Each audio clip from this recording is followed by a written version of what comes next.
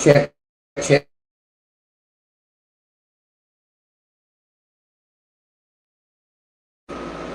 Check, check, check, check, check.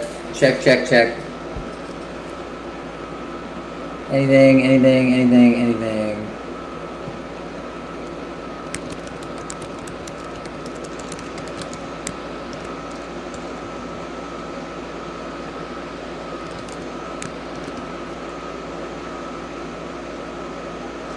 Check, check.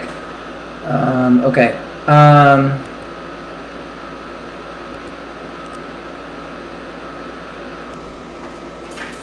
Oh, Jesus. Okay, cool. Then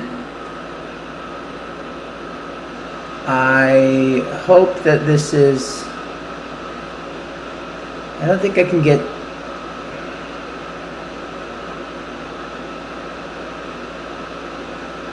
So here's what's going on. I'm attempting to use StreamYard to do this on multiple platforms at once. So from what I can tell, I'm on YouTube, Facebook, and Instagram, and possibly Substack. And also the camera's too high and you can see that my hair is receding. But I also think that audio is not going to be the best, because I think in the future I need to hook up my Pro Tools rig to my home recording rig to make this work. So, hi, welcome to the AMA. I'm going to have to toggle back and forth between StreamYard, I almost want to call it TuneYard, but that's a band. Between StreamYard and Instagram. I don't know if I can read the chat on Substack, but okay. So I see, going back,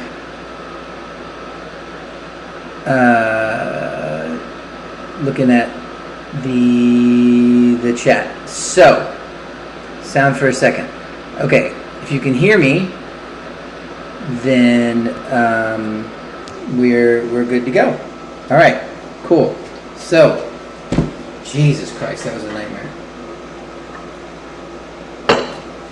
And now I need a guitar and a pick.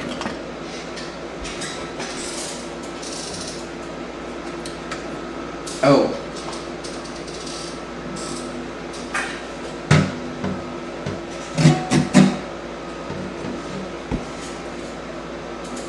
Let me come down a little bit.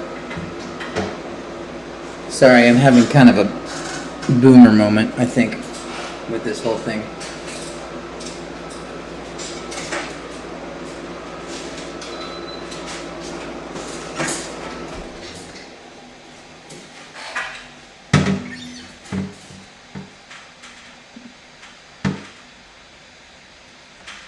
Okay, I just turned the air conditioner off, so hopefully this will sound better. I have a new record, a solo record. It's called The Salton Sea. I have this nice glow behind me because of the window in the background. I have a Kickstarter for that record. You can go to mattpryorandthesaltonsea.com or just look it up on Kickstarter or in any of the links in my bio, my various bios. So I'm going to play you a song from that record. This is the title track and it's called The Salton Sea.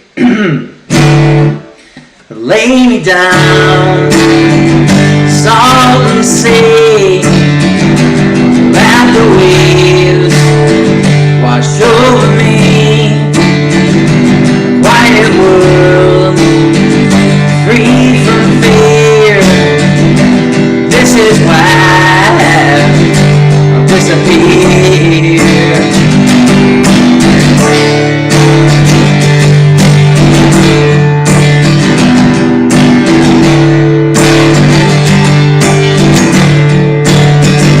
Once was life, now barren land.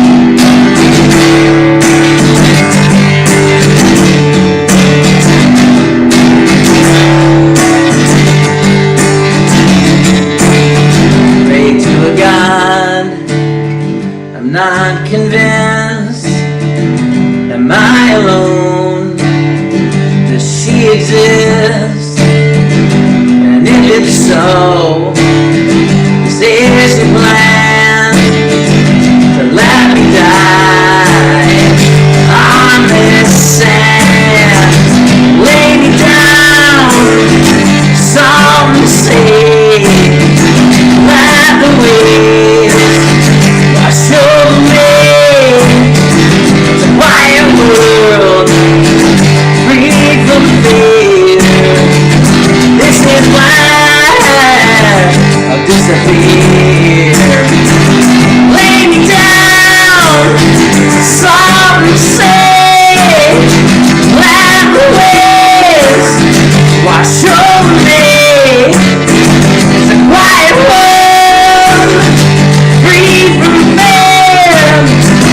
This is why I disappear.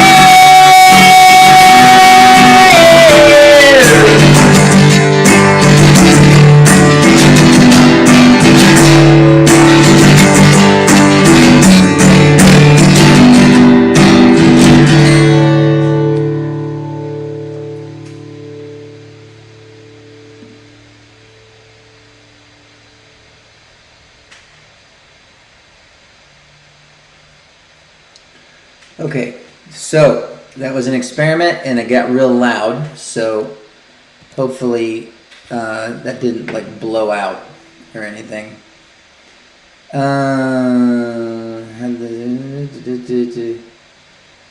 You know, AMA answer in song form, possibly. That'd be good. Full Thunder Moon.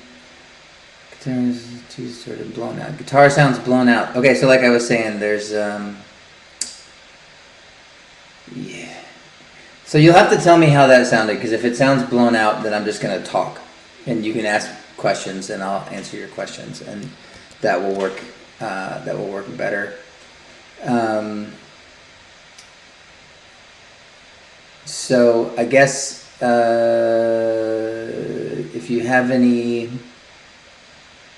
well, fuck it. I haven't heard anything. If you thought that that sounded good or not. If it didn't sound good, then you know what are you going to do? Does Gear Talk bore you? What guitar? Let's see. Does Gear Talk bore you? What guitars do you still have? Do you still have that Tele Deluxe? What are your favorites? So I don't have a Tele Deluxe anymore. I have. I've been playing Gretsch's on the road. I have. This is weird. I have to look at the camera, I guess, to look at you. I've been playing Gretsch's on the road, and then I have a couple of Epiphones that I play as well. And then I've just been using this Fender makes this thing called a Tone Master. That's like an emulator. That's what these amps are, Tone Master amps. And it's basically you can, you know, it's just like using like a Kemper or I can't remember the name of the other one, but it's you know I make it sound. My guitar tone is very minimalist because I'm primarily a singer who happens to play guitar. So that was a question over there. It did blow out a bit. Okay, so that's coming from my manager, who's also a sound guy, who's going to be a nerd about the audio. But if it's blowing out, then I won't sing anymore, and it was good, don't worry, I heard. Okay, so maybe I'll play another song in a little bit, but until then, I'm just going to talk and answer your questions. Read your book, it was great. It was hard to get in Australia. Oh, really? I'm sorry. If you don't know, I wrote a book last year called Red Letter Days. You can listen to the audiobook. That should be easy to find, even in Australia. But I think you should have been able to purchase it just through Polyvinyl to get it to Australia. So I'm sorry if you weren't able to find it. Helix and FX are the other. AXFX are the other ones. Ah, yes. Hello from Argentina. Hello from Kansas. I love Argentina.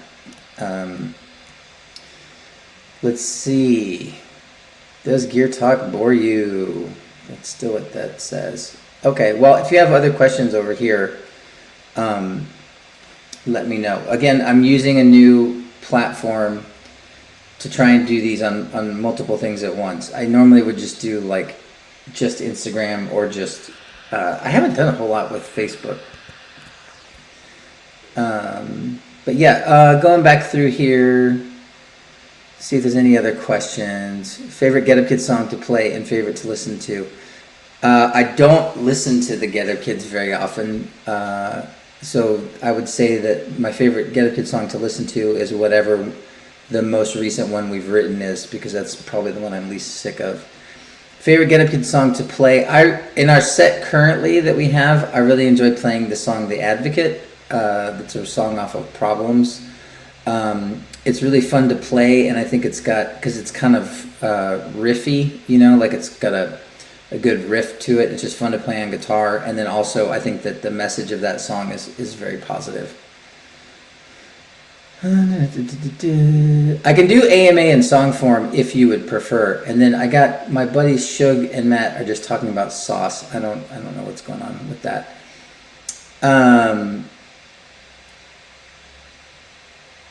How is your relationship with Jim, and can we listen? I listened also. Shipping's a pain anywhere. Super expensive. I'm sorry it's expensive. Australia is very far away. It's forever and a day, as Tyler Childers would say. How's your relationship with Jim, and can we listen to Reggie again now? You can listen to whatever you want. I don't care. I don't currently have a relationship with James, which is what I think you're talking about. I haven't spoken to him in a long time. So, but you can do whatever you want. Hello from Arizona. Not as impressive as Argentina, but we love you. Thank you. Arizona is very far away as well. It's about 17 hours by car, which is about how long the flight is to Australia.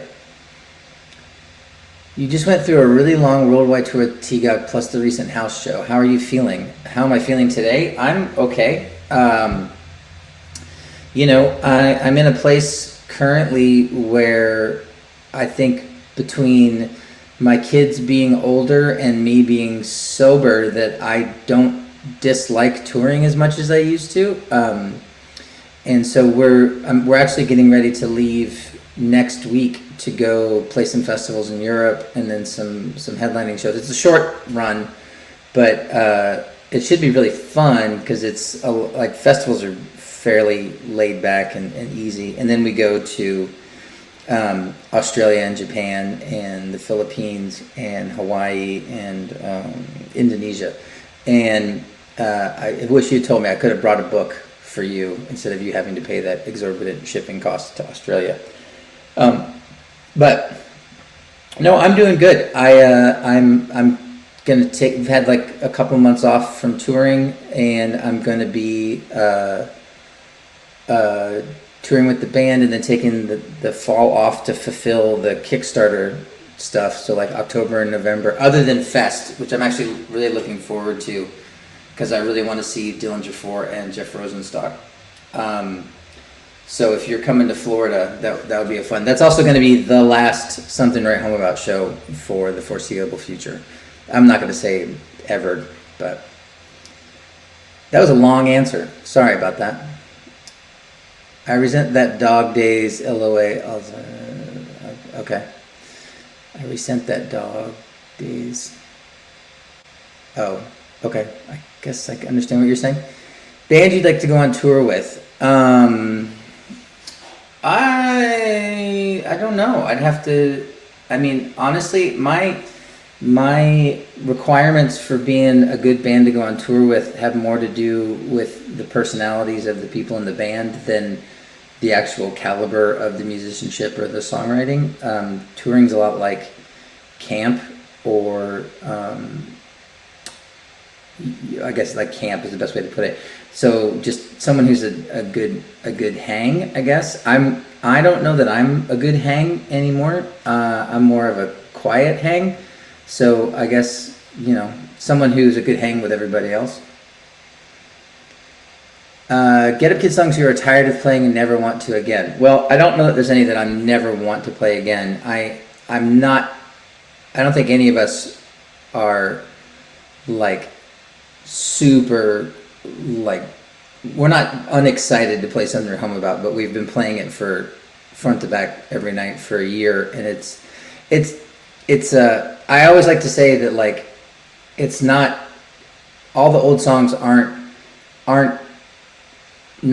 they're fun to play live. They're not that much fun to practice, because when you're playing live, you're really feeding off of the moment, and you're the crowd's enthusiasm becomes your enthusiasm, but when it's just the five of you in Ryan's basement, it's less exciting to play the same songs over and over again. Do you intend to bring the new album tour to the UK in 2026? Yes, actually I do.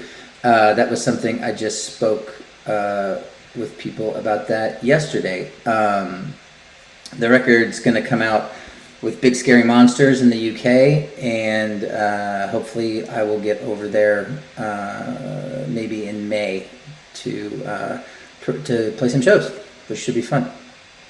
Chile show is incredible. I got hit in the mouth in a Chile show in 2017. Did we play Chile on this last one? We did. The last show in Chile was good. I was told not to walk around the neighborhood though, because they said it wasn't safe, which I thought was weird. But and I don't know what the neighborhoods are like in Chile, in Santiago. But the time before that, the crowd got rowdy and there was no barricade, and some stage diver or crowd surfer crowd surfed up and just full on smacked the microphone into my mouth. It sucks. Any new bands you're enjoying these days? I can't. I have a list of bands that are like local groups that have submitted to play the shows on the tour for the record that's starting next year, and there's a lot of good stuff on there. New bands I don't know. I've been really digging the new Tyler Childers record. That's kind of my favorite right now. D4 never misses. I do love D4. Dillinger 4, if you don't know, they're maybe the greatest American punk band of the last 30 years. Seeing D4 twice next week. Very nice. Have you taken a real job in your downtime from tours and records and all the writing, or has music paid the bills since the 90s? I've been a professional musician since 99, 98, 97, 98, somewhere in there. I did take some time off from touring to work on a farm in 2011, and to work on a food truck.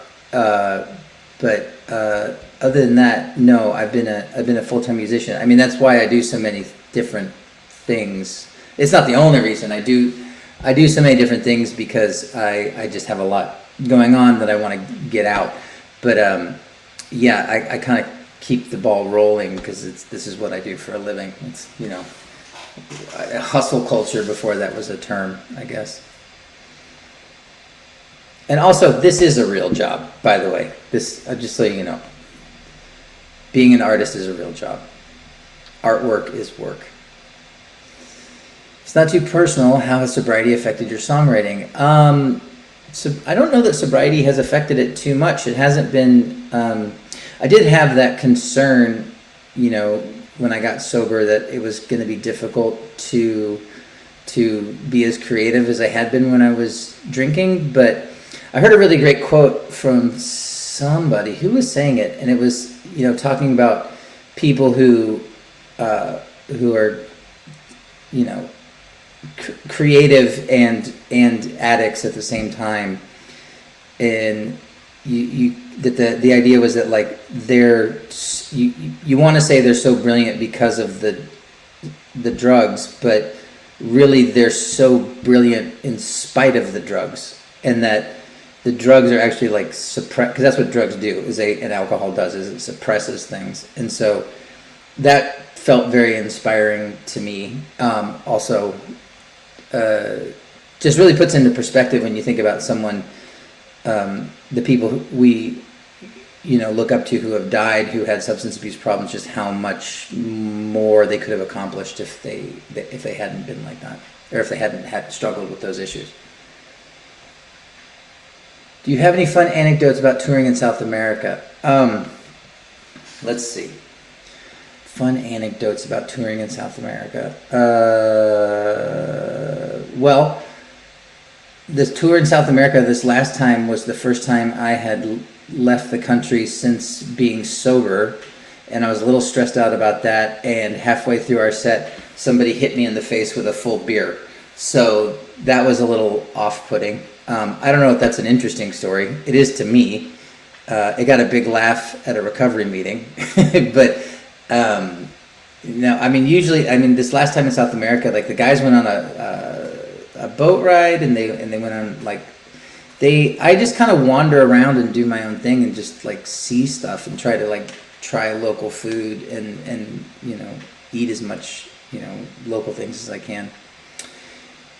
Any chance to put out a compilation album of the commissioned songs you've created? No, I don't think so. I kind of, if you don't know, if I for the last over a decade now, I've been writing custom songs. You know, people, you buy a song, you fill out a questionnaire, and then I write a song for you and they're usually love songs. They're usually like to celebrate anniversaries or, you know, weddings or something like that. And, but I kind of feel that like once I finish the song and give it to the person who commissioned it, that it's kind of theirs. So I don't really plan on ever releasing any of those songs, and I don't really expect them to either. That's kind of not the spirit of the thing. It's just supposed to be like a personal gift. Is there a band album that you'd be excited to see if they were touring for the anniversary of a certain album, a la Summer Home Out Tour? I got to be honest with you guys. I'm not really. I've become much more of a homebody in the last couple of years, and going to shows does not sound that fun to me. It's not that I dislike it. It's just sort of like it's kind of gotten to the point where it reminds me of being at work. So you know, I did look at I keep bringing up Tyler Childers. I've been kind of obsessed with his new record, and I kind of went down a rabbit hole with him. I did look up his tour dates, but then I also just kind of went like, that's a lot of people, and I just kind of like being, you know, I spent years and years and years being afraid of solitude, and so now I'm just like really, really into it. I don't know if that makes any sense. Oh wow, that's a lot when you're working on solo. Yeah. Okay, I'm gonna switch over to see if there's any other questions from this side. Hey, Gear Talk. I saw you play with At the Drive-In around 1999-ish. How much coke did those go? Well, I don't know how much coke they did, but they were cool. To answer your question, yes, they were very nice. We just toured with Sparta a couple of years ago, and Jim Ward is a fantastic guy. Musically, any bands, artists that were an inspiration while making the Salton Sea. The only thing that kind of comes up is that the instrumentation on the new record is sort of minimalist. It's like, you know, guitar, bass, drums, piano, and some like synth like overlays. And I kind of was listening to the album Copper Blue by Sugar, which is Bob Mould's band from, I guess, the late 90s, mid 90s. And it's just very, you know, that kind of like 90s alternative underground, that sort of like 120 minutes era, that it was like rock guitars, but it wasn't overly complicated a lot of the time.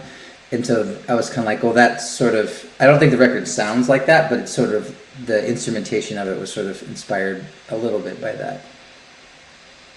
Okay, not that many questions over here, so.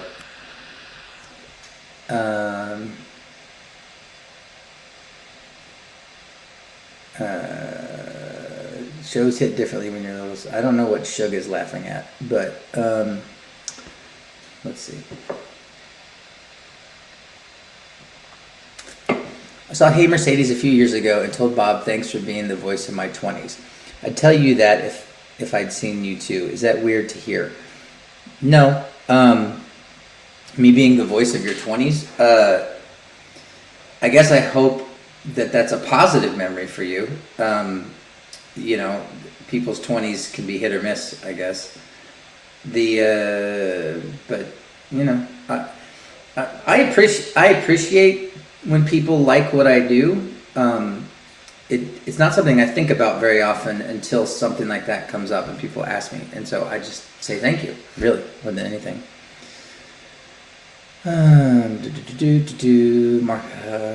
you played a show in my backyard in Austin, your set list was awesome.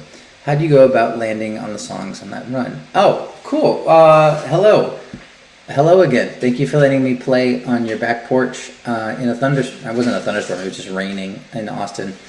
I do these like house shows sometimes, and I did a little Texas run, and I played in Austin. So the house shows were sort of like, I decided to do those kind of as a way to promote my book, because I wanted to do sort of like a storyteller sort of thing where I would talk almost as much as I would sing. And so what I did was the book is about my life, and a lot of my songs are autobiographical anyway. So what I would do is sort of pick the songs that go along with the stories in the book, and that's how I would choose what songs to play at the house shows. But sometimes people would request stuff, and sometimes I would just get a wild hair up my ass and want to play something that didn't have a story attached to it. But for the most part, it was songs that were connected to the stories. Where did you record the record? So we recorded the drums and the piano at a place called Element in Kansas City, where we recorded the Radar State record. And Adam Phillips, who played drums in Radar State, played drums on the record. And then everything else was recorded right here at this desk. All the vocals, all the guitars, and all the bass. And my son, Jersey, played bass on the whole record. And then I sent the whole thing to Peter Cadis, who recorded the last Get Up Kids record and also mixed On a Wire, was an engineer on a Wire, and a good friend. And he mixed it and added some like synth stuff, and made the drums sound pretty massive, I think. And do you still keep in contact with Ed Rose? I haven't seen Ed Rose in a good while, but I think when you have, as small as Lawrence, Kansas is, when you have two people who are both homebodies and don't go out very much, it's pretty easy to not bump into people. I was laughing at the question about cocaine. Oh. Is there a reason this isn't a New Amsterdam's record? So the last New Amsterdam's record proper came out in 2007, and I kind of retired the band name because I wanted to just sort of have everything be under my own name as a solo artist around that time. My first solo record, called Confidence Man, came out in 2008. And so since then, I've been sort of just kind of having everything that isn't Get Up Kids that I do be just under my name, because it was starting to get convoluted, I felt.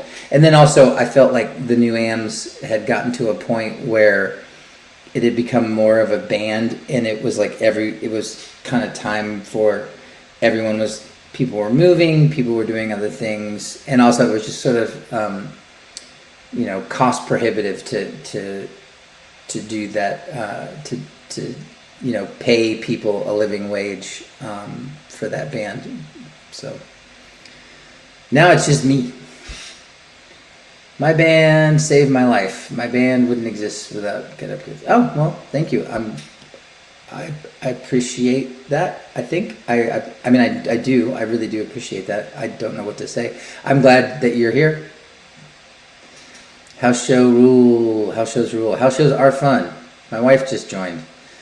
Matt, thanks for being candid and thoughtful with your answers. I moved to Arizona from Missouri 20 years ago, and that sounds really hot. And Get Up Kids New Amsterdam sincerely helped me stay sane while being so far from home. Oh, well, thank you. I'm glad that you can take a little bit of the Midwest with you into the desert. And so, I'm glad I could help. My kids have passed the Terrible Twos shirt down to the next as soon as they outgrow it. Any new kid stuff on the horizon? Well, so if you don't know, when my kids were little, I did a couple of albums under the band name The Terrible Twos, and it was the same band as the New Amsterdams, but it was all songs about like dinosaurs and bugs and shit. And it was pretty well received, but then my kids got older, and then also other things in life happened, and then, not to put too fine a point on it, but I dipped my toe into that kids' music world, and I did not find it terribly appealing. It felt somehow more cutthroat than the regular music industry, and I was just like, this isn't for me. I did write a third Terrible Twos record, and I started working on it, but I never finished it. So maybe one day. Maybe it'll become a book, like a children's book that has a soundtrack. Do you have a favorite song on the new record? I'd have a chance to talk with you a couple times over the years. Thanks for always being lovely. Oh, call me lovely. That's nice. You know, my favorite song on the record is the last song. It's a song called Doubt. And it's, if you go through, I've been posting all sorts of shit this week about the Kickstarter, and Josh Berwinger from the Anniversary has been doing all the video stuff for me, and he made this nice little video of the last chorus of the song Doubt. That's a drone shot that Mike Dubin took of the actual Salton Sea, which, if you don't know, the Salton Sea is a real place. It's a body of water in the California desert that's incredibly toxic, and but it's really beautiful. And but yeah, the song is just about kind of coming to terms with and kind of not coming to terms, attempting to come to terms with like anxiety and doubt, and how those were some of the things that like really sent me into such a dark place when I was drinking, and how I tried to like accept that as like part of the process, if that makes any sense. What does Get Up Kids mean, or where did it come from? I always wondered this. So when I was in high school, I was in a noise rock band that was called Secular Theme, and it was a Kansas City band. And I say in my book that I didn't necessarily play the guitar; I more used it as a weapon. And it was fun as fuck to play in that band, but it was just chaotic, whirling dervish kind of stuff. But the singer of that band came up with an idea called Suburban Get Up Kids, which was the kids from the suburbs who drove into Kansas City to go to shows. And I don't know if he meant it as a positive or a negative, but it always kind of stuck with me. And then I didn't want to call the band Suburban Get Up Kids, but I don't really have a good reason for that. I don't know that that's any sillier than just the Get Up Kids. So that's where it comes from. It doesn't really mean anything, I don't think. Who were your first favorite bands and artists, like when you were pre-high school? Oh, straight up hair metal. Motley Crue, Guns N' Roses, LA Guns, Faster Pussycat. And then going deeper and deeper. You know, Hanoi Rocks is a big one. The first season of watching the first season of that show Peacemaker, I knew every single fucking song. I didn't know, I had never heard the theme song because that's a newer song, but like all the Hanoi Rocks stuff, the Pretty Boy Floyd, Faster Pussycat, like that's all in my wheelhouse. And you get me and Berwinger started, and we can go deep on that. But Hanoi Rocks is a great like glam band. Love your solo stuff. Keep it up. Thank you, Vaishal. I can't wait for you to come to Japan. I'm very, very, really looking forward to it, and I'd love to see a record signing event. I don't think there are any record signing events on the docket currently for our trip to Japan. I do not know. I believe all those shows are sold out, which is cool, but I'm not opposed to signing anything. Just I haven't been informed. Those kind of things, they just tell me where to show up. So I don't, just because I don't know about it doesn't mean it's not going to happen. Your kids must be grown up these days. I remember in Williamsburg, Brooklyn, your son was at a show a long time ago, 22. Yeah, my kids are 24, 21, and 18. So we all went and voted yesterday. All my kids can vote. I was born in Miriam. Is that really Kansas, or is it just part of KC Mo? I mean, Miriam's in Kansas. It's kind of considered part of the Kansas City metro area, but I mean, Kansas City metro includes Kansas. Kansas City's, for you who don't know, Kansas City borders Kansas and Missouri. So, you know, Miriam, Kansas is part of KC metro. I didn't grow up there, so I don't know what to claim. You can claim whatever you want, man. New comments from the other one. I feel like I've lost a lot of people here. Did your sons grow up jamming with you? Love that your son is playing with you and being able to tour with you. Met one of your sons at your house shows this past run. So that's Jersey you would have met at the house show, and he yeah, he played on the record. He is now just texting to ask if he can get a ride home from work. But I can't go pick him up because I'm talking to y'all. So, but yeah, Jersey has been, all of my kids have turned out to be pretty musical. Jersey's the one that has become, he's been tinkering with a lot of like, guitars, and he's more of a tinkerer. He and Lily, my oldest, have a band called Small Uncle, that is going to be the opening band on the tour, and then Lily and Jersey are going to be playing with me in the Salton Sea band. So you'll get to see them again. Going to see Texas Reason on their tour? Just curious. Probably not. I might see them if they're at a festival. I know those guys; they're all cool. Norm's really cool too, even though I don't think he's playing with them anymore. But like I said before, I don't go to a lot of shows anymore. I tend to just sort of stay home and listen to music at home. When it comes to structuring the Get Up Kids record, is it mostly a collaborative effort, or does anyone in particular take the reins? Holiday is a perfect track one. Well, it's evolved over the years. I think the way that we have settled on it now is that it's a completely collaborative thing. We've been getting together and just sort of like trying to like come up with some like riff type things and some parts to like see where it goes, because we're in a position where it's just kind of like we don't necessarily need to make new music, so it would have to be something that we enjoy doing. So we were sort of like dipping our toe into it to see if we enjoy doing it, and so far it's been really good. But it has been coming in with a like, we all have to like, I like to say we all have to put our stink on it, whatever it is, to make it a Get Up Kids record, and it's just so it's just like way more collaborative. I think in the past, like a lot of, I mean, you can hear the demos and something right home about that come with the deluxe version of the record, that a lot of that stuff comes from like acoustic guitar demos that I did on a 4-track. But now we just try to like write something, flesh it out, get a loose structure, and then I'll take it home and write lyrics and melodies to it, and then we'll reassess it at that point. Holiday's a perfect track one. I mean, I don't know where else on a record you would put a song that starts with a double pick slide. It's kind of like it's either got to go at the beginning or not at all.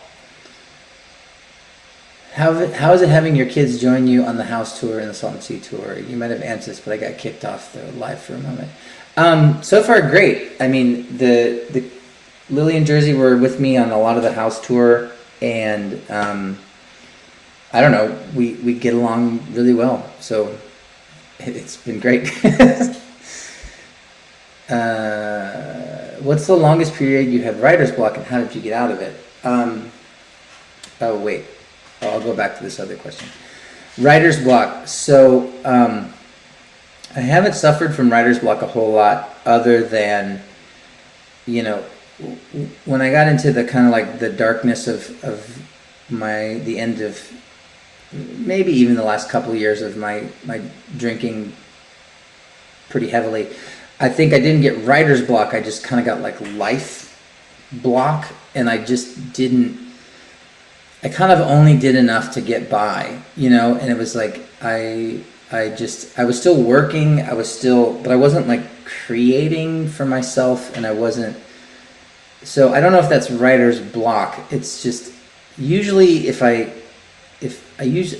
my brain is a million miles a minute, so it's just, there's usually something in there to work on. But yeah, I definitely got into a place where like I wasn't happy, so I just wasn't writing anything. So I guess that's a kind of writer's block, but I've never thought about it that way before. Going back, DC, you mentioned y'all made an emo game T-Go t-shirt. Do you still have any lying around? I do not. I'm sorry. The emo game was this kind of offensive 8-bit online game back in the day, that everyone thought we were going to be offended by, but we thought was hilarious. Thanks for all the tunes over the years. Soundtrack to some really good memories. Look forward to catching a future show. Oh, thank you. I look forward to playing a future show. Best Friends Forever was such a fun festival last year. What was it like playing the first iteration? Like a family reunion? I can't wait for this year. That festival was really fun, and it was really great to see everybody. I saw people backstage there that I hadn't seen in 20 years. But 4 days before then, I had lost my voice and had to cancel a show. So I had to walk around seeing people I hadn't seen in 20 years, but not being able to speak to them because I needed to be on vocal rest because we were playing the biggest show of the whole tour 4 days after I had lost my voice. So that in and of itself was pretty stressful for me. So I don't think I got to really, festivals at the end of a tour are a little bit more dangerous. On the one hand, the band is usually like really, really tight because you've been playing every night. But then as a vocalist, it's like the strain of it is it's tricky because you might be in a position where you lose your voice. And I think I pulled that show off, but I don't think I was 100%. I think I was probably like 85, 90%, and I wish I could have been at full capacity. But as far as I can tell, nobody's complained necessarily, so I think I pulled it off. I don't know if there are others, but somewhere at home about Save Me from a Life of Ska. Well, don't go shitting on ska. There's lots of good ska. Life block. I like that. Can relate. Yes. This was a self-imposed life block of drinking so much that I didn't want to do anything else.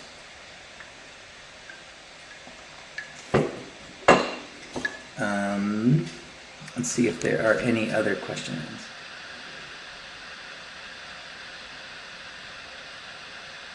Okay, I think I lost the Facebook one.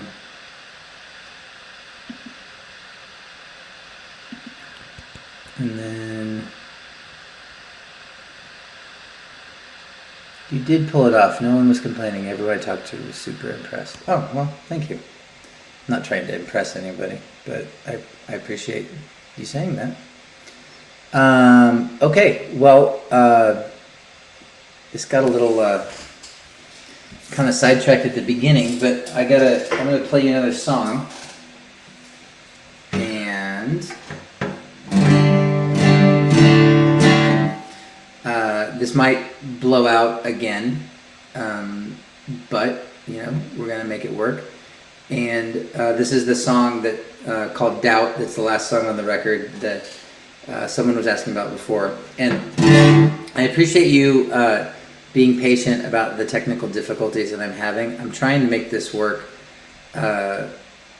So, I want to do this more often in general, but particularly over the next couple of days, because I'm trying to draw attention to the Kickstarter. So if you didn't know that, I have a Kickstarter for my new album. The album's called The Salton Sea, and it's got 4 days left today, and so I'll be doing more of these. I'll probably try another one. I'm gonna do a Reddit AMA tomorrow at 5, and then I'll probably try and do this again on Saturday or Sunday, and hopefully I can get all of the, at least Instagram, Facebook, and Substack.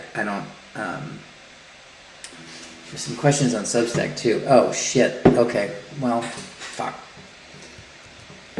Let's see if I can find the Substack one. I don't want to leave anybody hanging,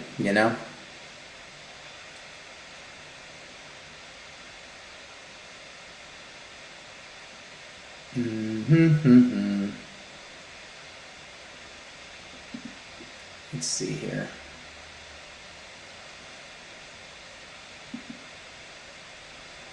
I can't find the Substack chat. I don't know what happened there.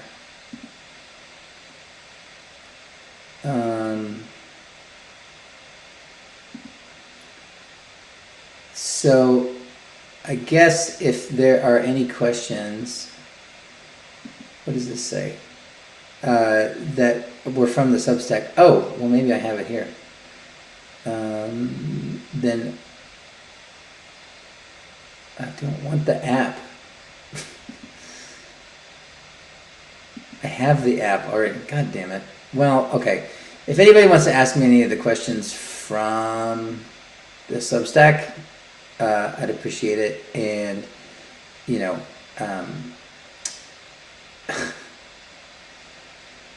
can't wait to shit post on Reddit tomorrow.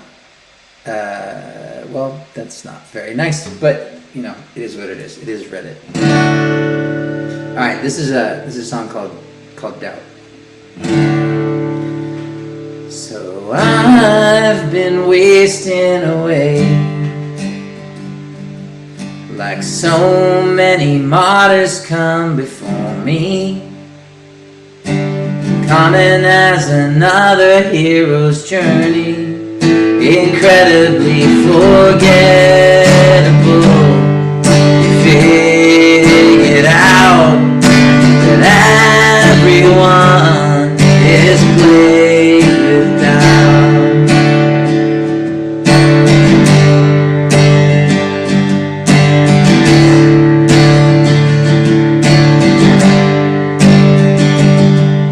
So Alexander, wipe your tears away.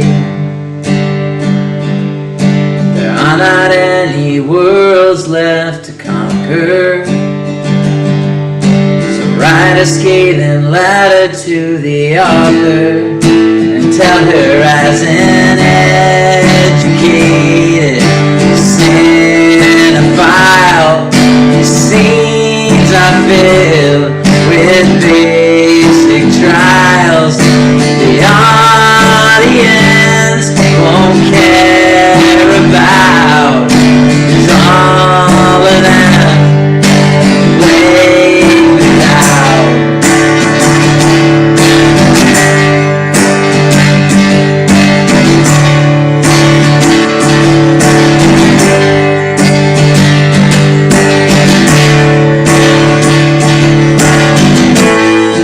So what makes you remarkable? The odds and turns, distinct scars, traumatic burns, to bloody battle pressed and bound. 'Cause every war begins with doubt, and everyone is plagued with doubt.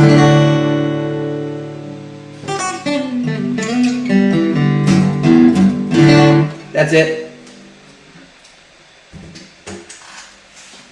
So, yeah, man.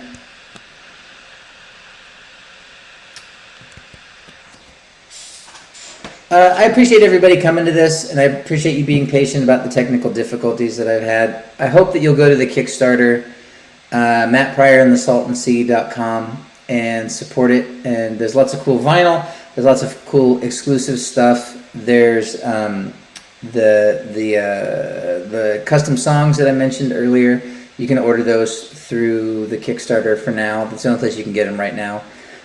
It's very close to hitting the goal, and I would really appreciate it if you guys would help me get to that goal, because I'm putting this record out independently, just on my own label, and that's kind of part of my recovery process. Is I need to do stuff on my own a lot of the time. So I'll probably try and do this again on Saturday and maybe Sunday as well. The Kickstarter ends on Sunday, so there's only 4 days left. So please pledge and help me reach the goal. And then, yeah, other than that, I'll quick rapid fire end of questions. Okay, favorite non-Kansas venue? I don't know. The Fillmore in San Francisco. Is it possible to get the vinyl signed? Yes, that's an add-on option. New Jersey show next month will be my 50th time seeing you live. Jesus Christ.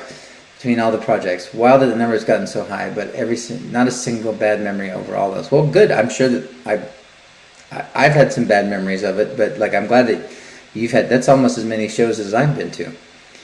Is that from the upcoming album? It is. It's the last song on the record. Yes, Andy, I believe he said closing track on the new album. Yes, and I just repeated that. Will you do an acoustic tour to support the album, maybe a Long Island date? Yeah, it's kind of acoustic based. I'm not entirely sure what the instrumentation is going to be like yet, but yeah, it'll be a solo tour.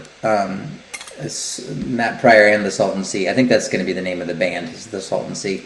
So I'd love to come to Long Island. If not on the first leg, then maybe on the next one. So until then, I'll see you guys. Come back Saturday or Sunday and go support the Kickstarter. I would really appreciate it. Thank you very much.